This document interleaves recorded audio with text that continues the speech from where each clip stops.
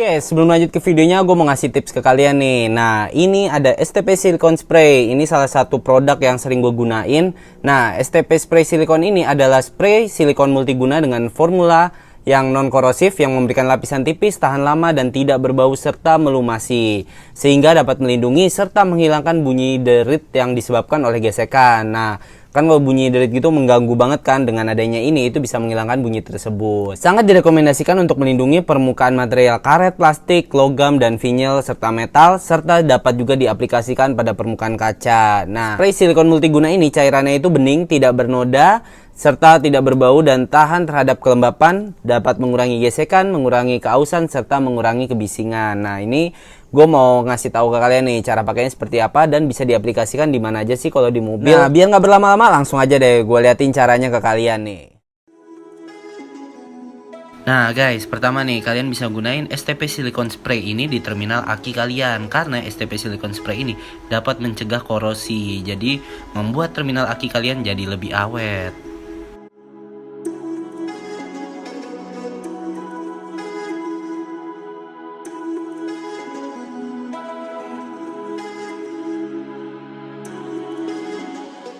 Nah guys, tadi kan gue udah nyoba di aki nih. Nah sekarang gue mau nyoba di jendela nih. Ini kan lapisan karet-karetnya nih pasti banyak debunya tuh kayak gini, agak kotor nih, kalau kelihatan agak kotor. Nah gimana sih biar nggak bunyi berdecit dan juga lebih lancar nih power window-nya?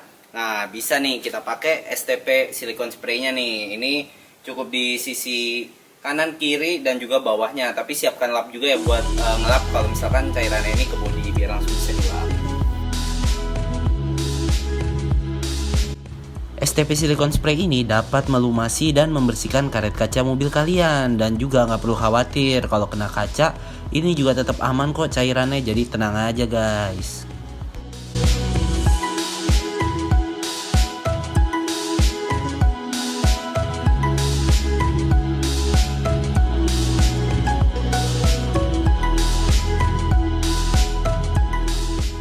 Nah guys, berguna banget kan STP Silicone Spray ini, dan gak cuma di mobil doang ya, kalian bisa gunain ini di rumah dan di industri lainnya juga. Jadi ini nggak selalu berhubungan dengan mobil atau motor, jadi ini multifungsi. Kalau kalian ini ya, kalau gua saranin sih kalian harus sedia ini di rumah. Ini multifungsi banget, bisa buat apapun. Dan kalau di mobil ya beberapa hal yang tadi udah gue contohin itu salah satu contohnya. Masih banyak lagi yang bisa dilakukan oleh STP Silicone Spray ini, dan ini juga valve itu 360, jadi kalau diginiin terus bisa nyemprot juga tetap aman. Nah, gimana kalau kalian mau lebih tahu tentang produk ini, kalian bisa langsung kunjungi Instagramnya aja @stpindonesia atau cek di websitenya. Nah di sini nih, dan linknya juga nanti gue taruh di deskripsi. Nah itu dia rekomendasi produk dari gue, semoga bermanfaat, dan sekarang kita lanjut ke videonya. Guys, kembali lagi bersama gue di konten kali ini. Ini spesial banget nih, gue nggak nge-review mobil tapi gue ngeliput tim balap. Dan kali ini tim balap yang gue liput yaitu Bima Sakti dari UGM. Dan kali ini udah bersama beberapa perwakilannya, kita kenalan dulu aja nih. Pertama dari sini dulu nih, siapa nih mas? Halo, aku Iqbal, kapten dari tim Bima Sakti UGM. Halo, aku Reki dari tim manajerial. Saya Aska, project manager tim teknis. Saya Bisma, anggota dari engine. Ini karena alatnya terbatas, sorry banget ya mas, mic-nya jadi ganti-gantian ini ya. Gak apa-apa ya. Oke, untuk pertama kita mau bahas dulu nih sejarah dari awal mulanya ada tim Bima Sakti ini gimana nih? Ini siapa yang jelasin nih? Oh, saya boleh. Jadi awalnya Bima Sakti ini sendiri berdiri di tahun 2010. Awalnya berangkat dari motivasi teman-teman teknik mesin UGM yang ingin menunjukkan eksistensinya di dunia otomotif dunia. Awalnya dipelopori oleh Mas Akmal Irfan Majid, teknik mesin angkatan 2019, dan akhirnya kita melihat ada potensi untuk mengikuti perlombaan di Formula Student di Jepang, dan kemudian proyek tersebut masih berlangsung hingga sekarang, tahun ini 2021 tepat berumur 10 tahun seperti itu. Oh oke. Selama perjalanan ini berarti awal mulanya itu emang diperuntukkan untuk ikut lomba nih berarti? Sebenarnya memang kita berangkat karena ada kompetisi, kemudian di sana memang kompetisinya banyak sekali dihadiri oleh perusahaan-perusahaan otomotif ternama di dunia seperti Nissan, Honda, Toyota dan sebagainya. Kemudian dan di situ juga banyak sekali kampus-kampus ternama di dunia juga seperti Tokyo University, kemudian Tsinghua atau mungkin beberapa juga dari Eropa seperti UASGRAS dan lain-lain. Oh, oke. Nah, untuk perkembangannya nih dari ini berarti setiap tahun ganti nih ya? Oh iya, untuk mobil sendiri memang dari kompetisinya kita diharuskan untuk ganti setiap tahunnya. Jadi setiap tahun memang kita harus melakukan improvement kepada mobil dari tahun ke tahun seperti itu. Oh, kalau boleh tahu nih hal improvement apa aja yang harus dilakukan? Mungkin ada part yang sebenarnya nggak boleh dipakai lagi nih di tahun berikutnya gitu.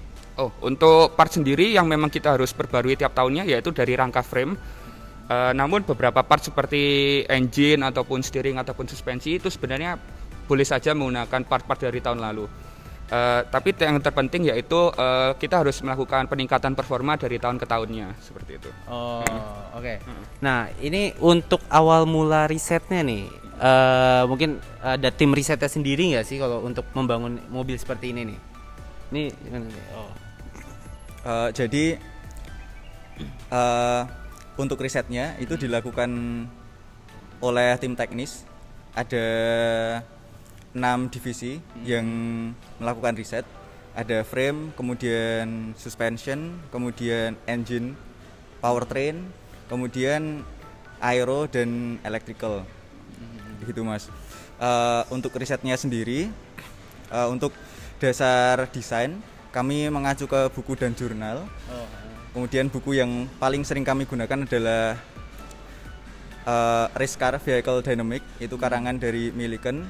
Kemudian selain buku untuk engineering desainnya, untuk membangun mobil ini kami juga ada rules yang dikeluarkan oleh FSAE-nya, itu sekitar 300 lembar. Jadi setiap part dan setiap assembly di sini itu sudah ada rules-nya. Oh, mengacu dari itu ya. Dan rules tersebut akan di cross check oleh panitia ketika technical inspection. Kayak gitu Mas. Ya. Kalau untuk risetnya itu rencananya untuk tahun 2021 ini untuk perlombaan di AUSI kita akan mengimprovisasi di bagian kaki-kaki. Jadi lebih dalam lagi risetnya, kemudian kita menambah software untuk analisis dan simulasinya. Kemudian kita juga menambah input data berupa data ban. Kemudian kita juga akan menambah validasi seperti validasi aerodinamik dan engine. Oh, gitu Mas. Oke. Nih, kan itu tadi juga per divisi ya sebenarnya Kak, riset itu. Nah, gimana cara antar divisi ini saling berkesinambungan sampai jadi satu mobil gitu? Karena kan pasti itu menggabungkan sebuah perhitungan dari berbagai bagian kan. Iya. Itu seperti apa sih prosesnya kayak gitu? Mungkin saya jelasin dari ini ya Mas, step by step, ya. membangun mobilnya. Oke. Jadi dimulai dari divisi vehicle dynamic. Dari divisi itu nanti akan mendesain yang pertama adalah titik suspensi dan titik steering. Kemudian setelah suspensi dan steering selesai nanti dimulai mendesain frame. Kemudian setelah frame jadi barulah part-part yang lain bisa mulai didesain dan diassembly ke frame tersebut. Okay. Gitu Mas. Oke, sama untuk divisi ini ya, untuk suatu tim kan, itu divisi itu nggak selalu harus teknis kan. Nah, ada juga nggak sih bagian-bagian mungkin yang tim non teknis nih? Kayak bagian apa aja nih? Gitu. Mungkin dijelaskan lebih. Jadi di Bima Sakti ini sendiri selain tim yang langsung berhubungan dengan mobil, tapi ada juga tim di mana tim manajerial yang mengatur sesuatu di luar mobil itu sendiri. Nah, untuk tim manajerial itu kita ada 5 tim. Yang pertama itu tim static event, di mana pada perlombaan FSAE biasanya itu selain ada dynamic event yang perlombaannya langsung ke jalan, tapi kita juga ada static event di mana perlombaannya berupa cost report dan business plan. Di mana di sini kita berlomba dalam menyampaikan informasi bagaimana memanufaktur mobil dengan cost yang serendah mungkin tapi hasilnya seefektif mungkin. Kemudian kita juga ada divisi kesekretariatan di mana divisi ini mengatur segala urusan tentang surat menyurat yang diperlukan, baik itu keperluan sponsor dan keperluan lainnya. Lalu kita juga ada divisi media dan publikasi, di mana kita mengatur memposting publikasi terhadap mobil kita itu sendiri, di mana untuk hasil publikasinya bisa dicek di Instagram kita Bima Sakti UGM. Lalu untuk ada divisi sponsorship, di mana divisi sponsorship ini bertanggung jawab dalam mencari dana untuk keperluan pembuatan mobil serta keberangkatan mobil dalam perlombaan, serta menjalin relasi dengan pihak-pihak eksternal. Dan yang terakhir ada divisi finance and logistik, di mana di divisi ini mengatur alur keuangan dari tim itu sendiri serta menyediakan kebutuhan-kebutuhan yang diperlukan oleh tim teknis begitu. Iya. Ini berarti kalau di total ya sebenarnya untuk tim Bima Sakti nih saat ini ada berapa orang? Untuk dari kami sendiri, untuk saat ini tahun 2021 kami beranggotakan sebanyak 32 orang. Dan itu terbagi menjadi tim teknis dan non teknis, dan di tim teknis dipimpin oleh project manager dari technical team, kemudian ada project manager oleh managerial team seperti itu. Okay. Nah ini nih yang mungkin banyak juga penasaran nih, ini cara speknya. Sebenarnya speknya itu kalau untuk membangun mobil kayak gini, apalagi untuk perlombaan ya, itu ada spek-spek khususnya nggak sih, kayak batasan mungkin kayak cc atau horsepowernya kayak gitu nggak sih? Nah ini Engine. Aku apa kamu sih? Oh, jadi sebenarnya kayak yang sudah saya jelasin tadi Mas, setiap part dan setiap assembly di sini itu sudah ada aturannya. Dan untuk engine-nya sendiri batasan cc-nya itu di 720 cc. Gitu ya. Dan untuk saat ini kami menggunakan KTM 450 SXF gitu. Oke. Yeah. Kalau untuk ini nih, kan ini kan bikinan sini juga nih. Nah ini ada partnya yang harus kayak buatan kita, misalnya custom gitu berapa persen, atau ya dari luar bolehnya berapa persen maksimal kayak gitu nggak sih? Ada peraturan kayak gitu juga nggak? Oke. Untuk saat ini kira-kira yang berhasil kami desain dan kami manufaktur sendiri itu sudah mencapai 80% Mas. Ya. Yang masih impor itu ya seperti engine, kemudian wheel and tire, ban dan velg, sama mungkin LSD gitu Mas. Selain itu sudah bisa kami desain dan manufaktur sendiri. Berarti kayak ya rangka, body itu emang udah bikinan sendiri ya kalau Yes. itu ya? Semua rangka, frame itu 100% bikinan sendiri, kemudian semua part yang menggunakan karbon itu juga sudah bisa kami bikin sendiri. Oke. Gimana? Oke. Selain itu mungkin dari konsep perlombaannya sendiri yang diusung oleh FSAE, kita memang sebagai peserta FSAE dituntut untuk memanufaktur mobil sendiri, karena memang itu juga menjadi salah satu program development dari FSAE, bahwa setiap engineer yang mengikuti perlombaan ini bisa mengerti sebagaimana sistem itu bekerja, kemudian mulai dari nol sampai dengan terbentuk itu mereka juga harus bisa mengerti. Terus kemudian di situ kita harus memberikan supporting dokumen seperti engineering drawing atau mungkin data spec sheet dan lain-lain yang memang itu kita harus mengerti juga seperti itu. Oke, kalau untuk pemilihan driver sendiri nih, ini dites apa gimana nih? Oke. Untuk selama ini memang kita setiap tahun mengadakan open recruitment untuk technical team, managerial team, dan juga racer.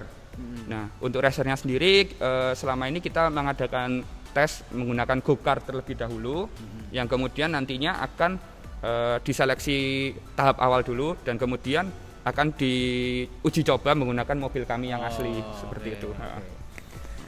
Nah kalau ini kan juga mungkin bagi beberapa orang taunya tim kayak gini tuh anak teknik doang nih member timnya. Nah sebenarnya iya apa enggak sih, atau sebenarnya bebas sih? Untuk tim ini sendiri khususnya ya di divisi manajerial itu bisa dimasuki oleh seluruh mahasiswa S1 di UGM. Jadi kita itu biasanya terdiri dari ini, ada anak FEB, ada anak hukum juga, sama biasanya teknik itu nggak cuma teknik mesin dan elektro, tapi ada teknik-teknik yang lain juga begitu. Oh ya, dari sastra juga pernah join ke kita gitu. Jadi kalau selama dia mahasiswa S1 UGM pasti bisa join gitu. Nah misalkan ini kan berarti setiap pembukaan anggota tuh setiap tahun ajaran baru. Iya. Betul. Betul. Nah ada syarat-syaratnya nggak sih? Misalkan nih ada yang mau masuk UGM dan besok keterima pengen gabung timnya nih, kira-kira syarat apa sih yang mesti persiapkan kalau mau gabung dengan Bima Sakti ini? Oke, syarat utama yang terpenting adalah teman-teman mau belajar dulu. Mungkin ya syarat administrasi, tentunya kalian harus sebagai mahasiswa UGM yang S1, kemudian mengikuti program studi yang relevan mungkin menjadi suatu keuntungan, tapi itu tidak menjadi hal yang difikskan. Kemudian yang terpenting di sini kami mengharapkan semua calon anggota Bima Sakti yang baru memiliki semangat belajar dan ingin terus belajar seperti itu. Oke. Nah ini ke depannya sebenarnya masih target apa nih yang pengen diraih dari tim Bima Sakti nih? Mungkin untuk beberapa tahun ke depan tentunya kami ingin membuktikan eksistensi kita tidak hanya di Asia saja. Kebetulan hingga 10 tahun ini kami sudah membuktikan eksistensi kita di benua Asia, dan tahun 2020 ini kita sudah bisa membuktikan eksistensi kita di Australia, dan mungkin rencananya ke depannya kami ingin mencoba kompetisi di Eropa dan mungkin di benua Amerika juga seperti itu. Oke. Nah ini setahun kemarin kan nih corona nih, kan hampir apapun yang tadinya offline dibatalkan. Ada nggak sih lomba online-nya juga nih? Nah kebetulan di tahun 2020 ini ternyata ada suatu peluang di mana kami memungkinkan untuk mengikuti perlombaan online, dan tahun 2020 ini kami mengikuti perlombaan online di Australia, dan alhamdulillahnya kami mendapatkan peringkat 3 terbesar di kategori internal combustion vehicle seperti itu. Kemudian di tahun 2021 ini belum ada perlombaan yang spesifik seperti kita, mungkin kita juga masih mencari peluang lagi untuk tahun ini seperti itu. Oke. Nah, walaupun mungkin kan lomba nih gak setiap hari, tapi hampir kayaknya setiap hari tuh Bima Sakti kumpul ya, tetap di base camp. Nah, mungkin apa sih yang dikerjain di setiap harinya tuh, apa aja yang dikerjain, mungkin dari yang tim non teknis dan teknis nih apa aja sih gitu. Coba. Dari teknis dulu ya berarti. Ya. Kalau dari teknis itu kita masih membangun mobil, Mas. Persiapan untuk 2021, misalkan ada lomba yang kita bisa offline, itu mobilnya sudah kami persiapkan dan sekarang sudah 70%. Selain membangun mobil, kami juga terus mengembangkan mobilnya dari sisi hand calculation atau dari perhitungan gitu, Mas. Jadi misalkan nggak manufaktur mobil ya berarti belajar. Gitu. Iya. Oke, kalau yang dari non teknis nih. Kalau dari non teknis sendiri, kami sudah menyicil, ibaratnya menyicil dari cost report itu sendiri. Lalu kita juga sudah mengatur dari pembiayaan untuk nantinya kalau lomba itu offline. Selain itu mendata apa yang dibutuhkan oleh tim teknis, serta kita juga sudah mulai mencari sponsor gitu yang bisa membantu menyokong kita gitu. Mungkin dari viewers jika ada ingin support Bima Sakti boleh banget, kami sangat terbuka oleh support itu. Nah, nih ngomongin soal mungkin kan udah ada perhitungannya nih untuk membangun suatu mobil. Nah, kira-kira budget yang dihabiskan ya kalau secara perhitungan tuh dari biaya riset maupun sampai mobil jadi itu kisaran berapa sih? Mungkin untuk kisarannya kita berada di angka sekitar 1M. Itu sudah include semua biaya sih, seperti itu. Berarti itu riset untuk biaya mobil setahun itu ya? Iya, betul sekali. Oke. Nih, terakhir nih mungkin suka dukanya untuk bergabung dengan Bima Sakti dan balapan gitu-gitu apa aja nih? Suka duka ya? Mungkin kalau bicara suka duka lebih banyak sukanya daripada dukanya. Dari Bima Sakti sendiri kami benar-benar menerapkan prinsip Kaizen, di mana kita itu constantly improving, di mana setiap harinya kita juga merefleksikan diri apa sih sebenarnya yang kita dapatkan hari ini dan besoknya kita bisa improve apa lagi. Mungkin yang kami rasakan di sini di Bima Sakti, kami bisa selalu belajar, selalu menjadi pribadi yang lebih baik juga gitu. Mungkin ada yang lain. Gitu. Oke. Ini dari tadi kan kita juga udah ngobrol-ngobrol. Nah, sekarang mungkin setelah ini kita bisa ya ngelihat basecamp ruangannya nih seperti apa, boleh ya? Oh ya, boleh Boleh. banget, boleh banget. Boleh banget, dan habis ini juga mau ngelirik-lirik dulu mobilnya seperti apa. Jadi ini video bakal lanjut, ini obrolan awal aja nih. Thank you banget ya Mas sudah boleh ngeliput gitu. Oke guys, sekarang kita langsung aja nih nge-review mobil dari Bima Sakti nih. Nah, ini mobil yang untuk tahun 2000 berapa nih berarti kalau yang ini nih? Ini mobil untuk 2019 perlombaan di Jepang. Oh, ini bekas yang perlombaan di Jepang Iya. berarti. Oke, kita coba bahas dari desain dulu deh. Untuk mobil ini desainnya itu memang ada standar kayak bentuknya sendiri atau bentuk tuh dibebaskan, yang penting harus gimana-gimana gitu nggak? Oke. Kalau dari bentuk itu berarti lebih ke rangkanya ya Mas, ke frame-nya. Kalau di frame-nya itu ada rules-nya dan desain kita harus sesuai dengan rules itu. Jadi ada beberapa geometri yang harus sesuai dengan rules, tapi ada beberapa geometri yang itu terserah kita desainnya bagaimana. Ya, sebagai contohnya mungkin kayak di rules itu mewajibkan setiap mobil itu dia untuk sebagai open wheel. Nah, open wheel itu maksudnya yang formula style. Jadi nggak boleh ada body yang di atas kayak roda. fender. Iya, Ya. nggak boleh ada fender gitu. Oh, oke. Untuk bodi nih, ini berarti menggunakan bahan apa nih? Untuk bodinya ini fiberglass. Terus yang lain ini front wing-nya dan rear wing-nya full karbon. Oh, full karbon, dan itu bikin sendiri ya? Iya, itu Berarti beli bikin bahan sendiri. karbon terus dicetak sendiri. Iya, kita bikin molding sendiri, terus nanti compositing juga compositing sendiri. Oh, oke. Nih, kalau misalkan rangka kan setiap tahun ada pembaruan lagi. Yes. Untuk desain body berarti tetap pakai model yang lama apa ya akhirnya ganti juga? Sebenarnya gini Mas, karena frame-nya itu kan gantinya tidak Terlalu drastis signifikan. ya, tidak terlalu signifikan. Cuman kita akan ada improvisasi di bagian notch ini, terus mungkin merubah ketebalan pipa kayak gitu kan Mas. Jadi selagi masih bisa digunakan, kita tidak ganti body. Oh, oke.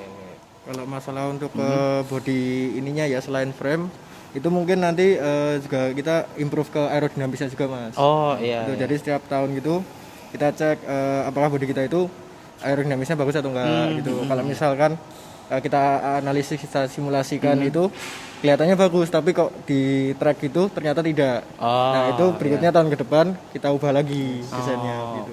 Karena untuk nguji aerodinamis itu pakai app gitu ya, kayak aplikasi yang kayak Iya, apa iya sih? ada aplikasi simulasinya. ANSYS namanya. Nah, ya kayak gitu. Oke, kalau untuk kaki-kaki ini kayak sok terus ban velg gini-gini mungkin bisa dijelasin nggak pakai merek apa nih atau mungkin bikin sendiri? Kalau untuk velgnya itu kita pakai Kaiser, terus untuk bannya kita pakai Husir. Oh. Iya. Dan ini di Indo ada nih emang atau Ini- order dari luar? Iya, order custom, dari Mas. luar. Ini rata-rata untuk kaki-kaki kita emang custom khusus untuk FSAE. Oh, berarti speknya by request kayak gitu. Iya. Iya. Oh. Ya, terutama yang ban itu ban biasanya kita bisa cari yang by request. Kita cari manufaktur yang kira-kira memenuhi sama kebutuhan kita gitu. Tapi kalau untuk velg nih, pernah nggak pakai desain yang mungkin digunakan di mobil biasa nih velg? Belum pernah sih Mas. Pernah ya, emang berarti ya khusus buat mobil Iya. gini ya. Oh, oke. Cuman dulu sempat pernah kepikiran kita untuk pakai carbon fiber sih untuk velg. Cuman belum tahu kelanjutannya. Oh. Itu kayak apa ya Mas? Masih membutuhkan perhitungan Iya, yang lebih masih dalam bisa lagi. lagi lah ya. Iya. Oke. Nah, untuk mesin nih, kalau untuk mesin tadi kan udah jelasin pas kita ngobrol pakai KTM. Iya.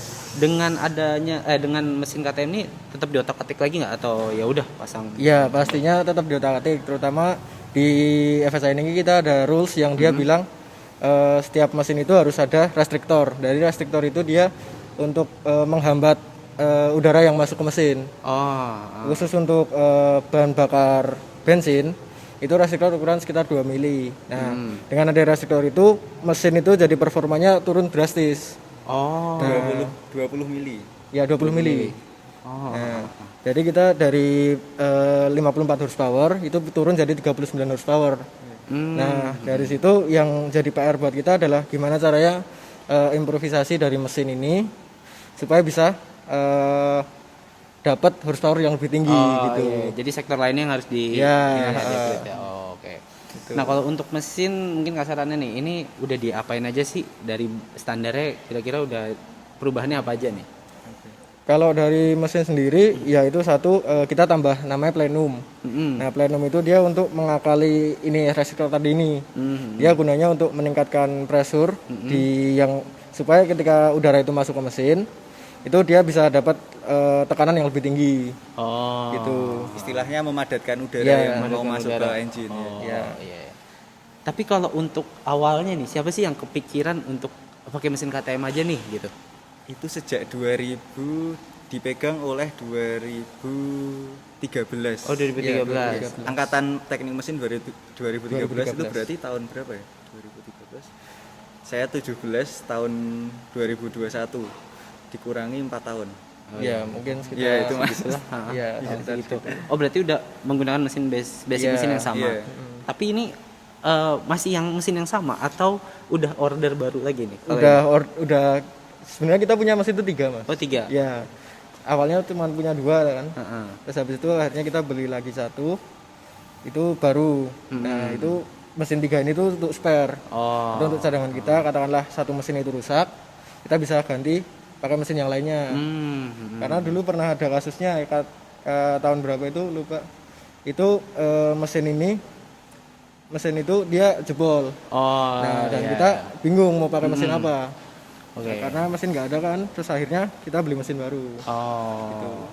Berarti itu order langsung dari luar ya? Cuma beli mesin doang kan? Berarti? Iya. Kita beli mesin, beli motornya Mas. Ya, Karena ada- susah untuk untuk masukin cari yang- barang kayak satu part mesin ke Indonesia. Lebih enak kita beli sekalian satu motor. Oh, beli gitu. satu. Iya. Iya. Maksudnya biaya untuk satu mobil ini mahal sekali ya? Iya. Iya, lumayan. Oh, Lumayan. Oke. Nah, ini kalau untuk posisi mungkin part-part pendukungnya nih kayak radiator dan knalpotnya di sisi sebelah mana nih? Oh ini Ini knalpot di kanan. knalpot kanan. Terus nanti radiator tuh di sebelah kiri. Oh, radiator Ya, di sebelah kiri. dua-duanya yang mengeluarkan panas itu kita taruh di side pod. Oh. Nah, gunanya supaya apa? Supaya udara yang lewat itu bisa membawa panasnya tadi itu keluar. Oh. Supaya panasnya nggak ketahan di dalam mesin Oh, saja. iya. Oke. Ini berarti kalau ikut lomba kayak ke luar negeri ya, ini dalam kondisi utuh dikirim. Iya. Iya. Naik biasanya kontainer gitu ya? Iya. Ya, itu di depan kan kita ada semacam kotak besar itu, Mas. Nah, itu nanti mobil dimasukkan ke situ. Terus dikirim ke pelabuhan ya, Mas. Yes. Oh. Kirim ke pelabuhan. Terus Kita- nanti kru naik pesawat. Iya. Kita ngirim mobil sekalian tools sama spare part Iya. gitu Mas. Kan kalau ikut di kontainer nggak enak kan? Iya, betul. Oke, nih untuk yang tahun ini berarti desain kayak mungkin front dan lain-lainnya itu kira-kira ngalamin perbedaan yang cukup signifikan nggak sih dari segi desainnya aja nih? Dari segi desain ya Mas. Dari segi desain, kalau dari frame yang sedang kita buat itu dia lebih compact Mas. Jadi packagingnya lebih compact, terus kemudian lebih ringan. Oh. Karena kita mencoba untuk menghitung dan mensimulasikan lagi, kita mencoba untuk optimalisasi setiap ketebalan pipa. Oh, oke. Berarti yang rangka baru udah ada nih ya? Dalam OTW. proses. Dalam Iya, proses. dalam proses. Oh, dalam proses. dan ini kita habis ini mungkin sebelum main ke ruangan biasa mereka rapat, kita ke tempat mereka garap mobil dulu kali ya. Yes. Boleh ya? Boleh. Bisa ya di sana ya. Oke, kita langsung aja yuk ke sana yuk. Oke. Oke, berarti ini kita sekarang udah ada di bengkelnya. Nah, ini tuh sebenarnya kalau di UGM ya, ini bengkel apa nih? Intinya nih, bengkel apa namanya? Ini namanya lab teknik manufaktur dan perancangan. Oh. Ya, ini sebenarnya bagian dari Departemen Teknik Mesin dan Industri, cuman Departemen Teknik Mesin dan Industri itu ada di sebelah bawah sana. Dan ini kayak satu bengkel yang keluar dari departemen itu Mas, Oh. yang terpencil di sini. Oh, oke. Nah, kalau untuk menggarap mobil berarti full semua di sini. Iya, full di sini. Oh, oke. Ya, di bagian ini sih Mas sama ada lab TMP Utara. Itu biasanya kalau kita mau pakai mesin bubut. Oh. Kayak mesin bubut, mesin milling gitu kita di utara. Oh, berarti sebenarnya support peralatan dari kampus ini sudah cukup belum? Sudah cukup, cuman ya kalau menurut kami harus tetap ditingkatkan lagi. Tingkatkan Iya. lagi. Oh, oke. Karena mesinnya kan sudah tua gitu Mas. Oh iya. Oke, berarti yang di samping kita ini adalah rangka yang buat tahun ini. Iya, untuk tahun ini. Oh, oke. Ini kenapa dibalutin plastik? Ini kan kita kan mau libur lebaran Mas. Oh, Nah terus ini kan ditinggal biar meminimalisir karatan aja sih. Oh iya, kena udara Iya. itu kan bisa jadi Yes. karat. Oke. Ini berarti yang udah nempel di sini, ini hanya baru rangka doang atau beberapa part udah ada yang ditempel di rangka sih? Ini kalau di sini rangka aja, cuman sudah ada dibuat mounting-mounting.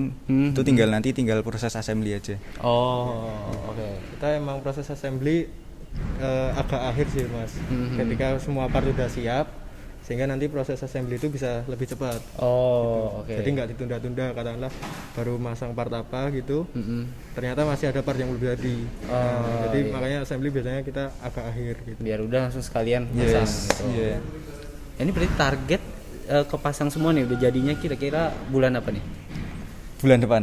Bulan depan. Iya, Iya. setelah Lebaran. berarti ya. Oh, oke. Dan kalau untuk tahun ini lombanya berarti bulan apa nih? Adanya? Lomba yang ingin kita ikuti insya Allah itu FSI Australasia itu bulan Desember. Oh, oke. Berarti masih akhir tahun ya, masih. Iya. Masih akhir tahun. Dari jangka misalnya jadi sampai untuk Desember itu kira-kira tinggal apa ya, kayak track day untuk ngetes mobil atau gimana? Iya. biasanya? Iya. Biasanya dipakai untuk test drive gitu. Oh iya, test drive. Oh, oke. Sama mungkin sekalian ini sih kayak apa? Nyating ulang apa yang perlu iya, disetting iya, gitu. iya. Oh, oke. Sama ini sih mas, sama apa? Kita kan lombanya nggak cuman on track aja, nggak cuman dynamic event, ada yang namanya static event. Nah kita juga mempersiapkan untuk presentasi desain. Oh, tadi yang kayak lomba yang pas tahun lalu berarti ya Yes, modelnya? iya. Oh, oke. Nah ini kita udah keliling bengkelnya. Nah sekarang coba kita lihat nih intip sekretariatnya itu dalamnya kayak apa sih? Tapi apa berantakan nih kira-kira? Sudah dirapikan. Oh ya udah, berarti kita langsung aja ke sana ya.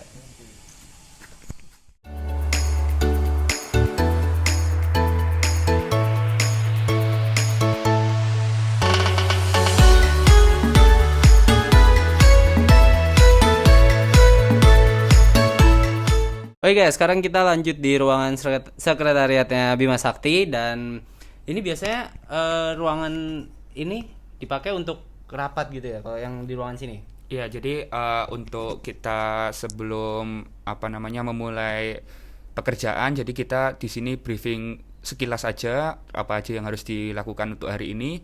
Terus kemudian mungkin beberapa hal yang perlu didiskusikan ya kita pakai ruangan ini untuk rapat-rapat kecil seperti itu. Ya karena memang udaranya beda ya kalau udah keluar dari sini di bengkel juga panas ya. Di sini yang ademnya ya. Iya, betul. Oh, oke. Nah, ini kita dari tadi selalu ngomongin mobil dan lain-lainnya atas nama Bima Sakti. Nah, tapi kita belum tahu nih kenapa nama yang dipilih ini Bima Sakti nih. Dasarnya apa sih? Kenapa bisa kepikiran untuk milih nama Bima Sakti? Bima Sakti sendiri ini berasal dari nama tokoh Pandawa V dalam pewayangan Jawa, yaitu Werkudara atau Bima Sakti itu nama lainnya. Jadi diharapkan dengan nama Bima Sakti ini, organisasi ini memiliki jiwa kesatria yang kuat, gagah dan juga pantang menyerah seperti itu. Oh, oke. Nah, ini selama pandemi kayak gini ada nggak sih hambatan yang berbeda? Kan beberapa orang terdampak juga. Apakah ini juga terdampak gitu loh? Maksudnya hambatannya berbeda nggak sih dari sebelum pandemi gitu loh? Kira-kira ada nggak?